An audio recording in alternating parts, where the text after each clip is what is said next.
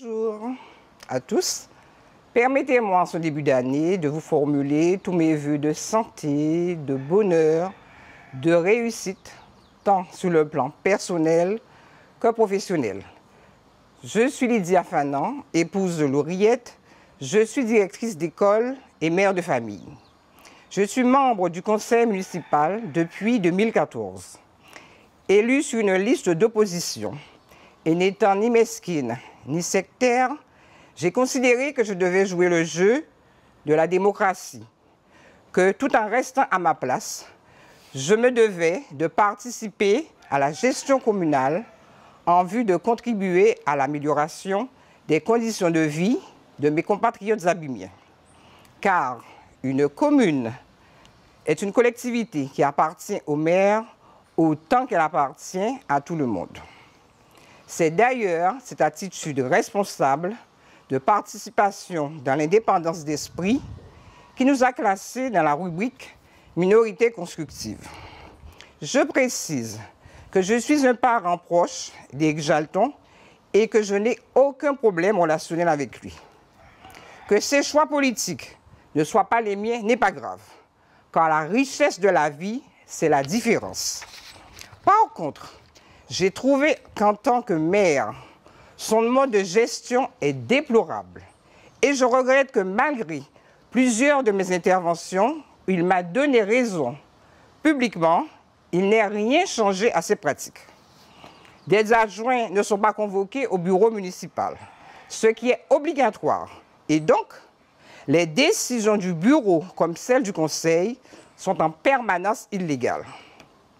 Alors que le conseil municipal a décidé unanimement que le bureau municipal sera composé de 13 adjoints, il refuse, à lui tout seul, d'appliquer les décisions du conseil en ne pourvoyant pas aux postes vacants.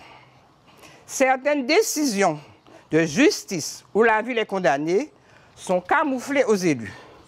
Des finances sont unilatéralement dépensées alors que l'autorisation du conseil est obligatoire avant tout engagement.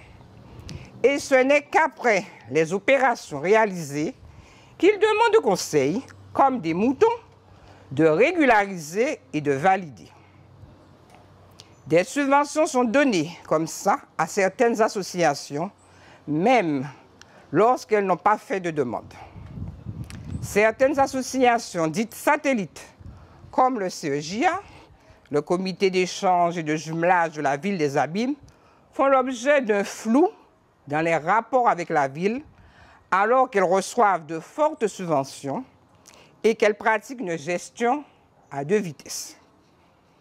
Les conseils municipaux commencent toujours avec un retard considérable, comme pour dissuader l'opposition d'y venir. De nombreuses propositions sont jugées pertinentes, mais ne sont jamais prises en compte. De longs mois s'écoulent pour obtenir une réponse à une question posée concernant la gestion municipale et il faut souvent relancer car on oublie de nous répondre. Malgré un conseil municipal fort de 45 membres, ce sont souvent un membre du cabinet, voire même une élue de Pointe-à-Pitre qui représente les Abîmes lors d'inauguration, voire d'importantes rencontres, notamment hors de la Guadeloupe. Ajoutez à cela une ambiance malsaine, désagréable, illustration de manque de classe. Un maire faisant publiquement l'objet d'accusations graves et qui ne porte pas plainte. Un maire présent dans ces petites réunions politiques, voire politiciennes, mais absent partout aux cérémonies officielles. 8 mai, 14 juillet, 11 novembre et j'en passe. À Cap Excellence, c'est clair, le vrai président n'est pas celui qu'on pense. Le plus grave, à cause de notre maire, c'est l'isolement des Abîmes dans le concert guadeloupéen. Alors que les élus de tous bords font l'effort dans la tolérance de chercher des solutions viables pour la Guadeloupe, réunion du Congrès par exemple, problème de l'eau, etc. Lui, quoiqu'invité, il n'y va pas.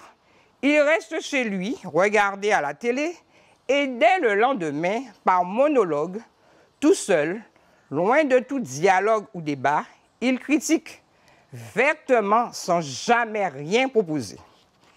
Mesdames et messieurs, est-ce là la bonne posture pour un homme politique? Je ne crois pas. J'avoue qu'il m'est arrivé plusieurs fois d'avoir envie de laisser tomber. Mais, après entretien et échange de vues, j'ai obtenu d'Olivier Servat la garantie que la transparence, la répartition des tâches, le respect des élus, même ceux de l'opposition, la démarche collective dans la gestion seront le socle du fonctionnement de cette nouvelle municipalité au cas où elle serait élue. Ne voulant pas être une potiche, mais une citoyenne active et respectée, n'ayant cédé à aucune sirène, j'ai préféré lucidement opter pour la sécurité démocratique proposée par un candidat qui n'a jamais encore exercé la fonction de maire et dont on ne peut affirmer qu'il ne réussira pas. Félix Poto, par exemple, a réussi en région sans avoir été rien du tout avant. D'autant que, d'accord ou pas d'accord avec Servat, il a le mérite d'être présent et dynamique dans ses fonctions politiques. Alors oui, je fais équipe avec Servat tout en gardant mon indépendance, mon sens critique et ma vigilance. Le 15 mars, je vous invite tous à voter pour la liste conduite par Olivier Servat. Je vous remercie de m'avoir prêté attention.